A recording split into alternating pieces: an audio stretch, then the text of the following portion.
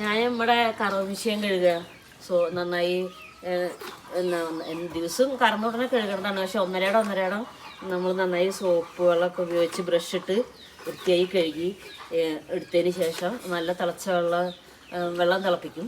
എന്നിട്ട് വെള്ളം തിളപ്പിച്ചിട്ട് ബക്കറ്റിലേക്ക് ഒഴിച്ചിട്ട് നമ്മൾ മിഷ്യനെ അടിച്ച് അണുക്കളൊന്നും ഇല്ലാതിരിക്കാൻ വേണ്ടിയിട്ട്. നമ്മളെ വിശ്വസിച്ചിട്ട് ഒരുപാട് ആൾക്കാർക്ക് നമ്മൾ പാല് കൊടുക്കുന്നതല്ലേ, ഒരുപാട് കുട്ടികൾക്ക് കൊടുക്കുന്നത്. കാരണം ഇത് എപ്പോഴും വൃത്തിയായിരിക്കാൻ വേണ്ടിയിട്ട്, പിന്നെ പശുക്കൾക്കും അസുഖങ്ങളൊന്നും ഇല്ലായിരിക്കില്ല, നീരൊന്നും വരാതിരിക്കാൻ വേണ്ടിയിട്ട്. അപ്പം നമ്മൾ നല്ലോണം അണുവിത്താക്കിയതും ക്ലിയറായി കഴുകി വെള്ളം തിളപ്പിച്ച് എന്നിട്ടാണ്